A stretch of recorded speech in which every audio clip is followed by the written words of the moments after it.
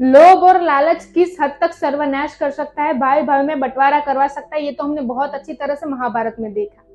और कोई भी इंसान ऐसा नहीं होगा जिसने महाभारत पढ़ी या देखी ना हो। और एक समय तो ऐसा भी था जब महाभारत सबसे पहली बार टीवी पर प्रसारित हो रहा था, तो जैसे रोड पर कर्फ्यू लग गया वैसे कोई भी इंसान दिखता नहीं था, मतलब इतना लोग उसको टीवी पे देखना पसंद करते थे, लेकिन वो देखने तक ही सीमित रह गया। महाभारत में से ऐसी बहुत सारी चीजें हैं जो हम अपने लाइफ एंड बिजनेस में इंप्लीमेंट करके उसमें 360 डिग्री चेंज ला सकते हैं। तो मैं Pragati Prajapati, motivational speaker and franchise consultant, आज आपके लिए लेके आई वैसे 3 टॉपिक जो आपकी लाइफ एंड बिजनेस दोनों में बहुत यूजफुल होने वाले हैं। तो आइए देखते हैं कौन रियली में अपने लाइफ में ये यूजफुल पॉइंट्स यूज करना चाहता है, क्योंकि वही ये वीडियो पूरा देखेगा और एंड में कमेंट भी जरूर करेगा। सबसे पहला टॉपिक है what you want to see. What you want to see, आप क्या देखना चाहते हो, क्योंकि परिस्थितियां जो है हमेशा बदलती रहती है। जो भी कुछ हो रहा है वो आपके कंट्रोल में नहीं है, लेकिन उसमें आप क्या देखना चाहते हो, आप अपने लिए क्या यूजफुल लेना चाहते हो, वो आपके हाथ में है। यहाँ पे मैं महाभारत का एक बहुत ही अच्छा किस्सा शेयर करना चाहूंगी। पांडव और कौरव जब द्रोणाचार्य के आश्रम में विद्या प्राप्त करने के लिए थे, तभी उन लोगों का जो धनुर्विद्या थी उसकी परीक्षा ली गई थी। तो उस टाइम पे गुरु द्रोण सभी शिष्यों को लेके एक जगह पे गए और वहां पे सामने एक पेड़ था, वो पेड़ के ऊपर उन्होंने एक चिड़िया लगाई थी। तो यहाँ पे परीक्षा में उन लोगों को ये करना था कि वो जो चिड़िया थी उसकी आंख में तीर लगाना था, निशाना लगाना था।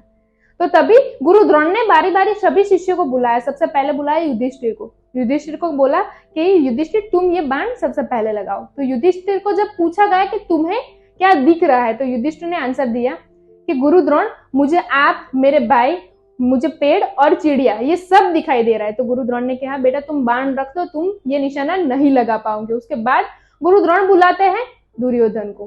फिर दुर्योधन को जब पूछा गुरु द्रोण ने कि भाई तुम्हें क्या दिखाई दे रहा है, तो दुर्योधन ने कहा गुरुदेव मुझे मेरे भाई, ये आसमान, फिर ये पेड़ और ये चिड़िया, ये सब दिखाई दे रहा है। तो गुरु द्रोण ने कहा तुम भी रख दो, तुम भी ये निशाना नहीं लगा पाओगे। उसके बाद बारी बारी बारी सबको बुलाया।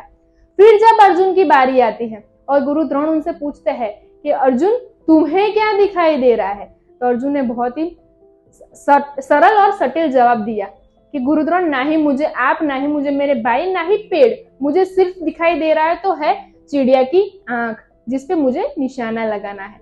तो गुरु द्रोण ने उसको शाबाशी देते हुए बोला कि बेटा अर्जुन लगाओ निशाना। और जैसे ही अर्जुन ने निशाना लगाया वो सीधा चिड़िया की आंख में जाके लग गया। तो यहाँ से हमें ये सीख मिलती है कि कुछ भी परिस्थितियां होती है उसमें हमारा फोकस क्लियर होना चाहिए। अगर हमारा फोकस क्लियर है तो हमारी लाइफ एंड बिजनेस में हम बहुत कुछ अचीव कर सकते हैं। जब हमारा पूरा फोकस हमारे गोल पे ही होगा तो आने वाली जितनी भी प्रॉब्लम्स है उसका सॉल्यूशन अपने आप निकलता जाएगा। तो आप क्या देखना चाहते हो वो आपके हाथ में। दूसरा पॉइंट है always ready with other plan.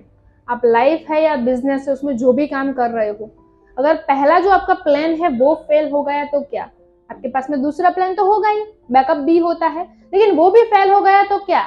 इसलिए हमारे पास में प्लान बी, सी, डी, ई, एफ बैकअप प्लान होने ही चाहिए। अगर एक फेल हो गया तो दूसरा काम आएगा, दूसरा हो गया तो तीसरा काम आएगा। यहाँ पे महाभारत का एक किस्सा ले लेते हैं कि half knowledge is dangerous. Abhimanyu को तो हम सभी जानते हैं। अभिमन्यु अपनी माता की कोख में था, तभी उसने सीख लिया था कि चक्रव्यूह को कैसे भेद के भीतर जाना है। ये तो उसने बहुत अच्छे से सीख लिया, लेकिन उसके बाद उसने चक्रव्यूह को अंदर भेद के जाने के बाद बाहर कैसे आना है ये तो उसने कभी सीखा ही नहीं। और जब ऐसी परिस्थितियां उत्पन्न हुई तभी वो चक्रव्यूह को भेदते हुए अंदर तो चला गया, लेकिन बाहर आने का उसका रास्ता उसे पता ही नहीं था कि कैसे बाहर आना है। और अभिमन्यु का क्या हाल हुआ था वो हम सबको पता है कि जो हाफ नॉलेज है वो हमेशा डेंजरस ही है। अगर आपके पास में जो एक्स्ट्रा प्लान है वो नहीं है तो जब परिस्थिति ऐसी होगी जो आपके विपरीत होगी तो उसमें से क्या सॉल्यूशन निकालना है, आपको कैसे बैकअप लेना है वो आप नहीं निकल पाओगे। तो हमेशा प्लान बी, सी एक्स्ट्रा होना ही चाहिए जो आपके लाइफ में बिजनेस में दोनों में काम आएगा। Third main factor is supporter. अभी आप जो भी काम कर रहे हो उसमें आपका सपोर्टर कौन है वो सबसे ज्यादा महत्वपूर्ण है, क्योंकि जो सपोर्टर है वही आपको विजय और विनाश की ओर ले जा सकता है। जैसे कि हम पांडवों के बारे में सोचते हैं तो उनके साथ में कौन हमें खड़े दिखाई देते हैं, भगवान स्वयं श्री कृष्ण। और वैसे ही हम कौरवों के बारे में सोचेंगे तो हमको उनके साथ में खड़े दिखाई देते हैं शकुनी मामा। अभी हम सबको पता है कि जब पांडव और कौरव का युद्ध हुआ था तो पांडवों के पास में ना ही कौरव जितनी बड़ी सेना थी और ना ही नारायणी सेना थी, लेकिन उनके पक्ष में थे स्वयं श्री कृष्ण भगवान, जिनकी वजह से उनकी विजय हुई। और वहीं पे अगर आज शकुनी मामा ना होते तो ये महाभारत भी ना हुई होती और कौरव का विनाश भी ना हुआ होता। तो अभी ये हमारे हाथ में है कि हमें ऐसा कौन सा सपोर्टर है जिससे हम एडवाइस लेते हैं तो वो हमारे विजय और विनाश की और हमें ले जाता है।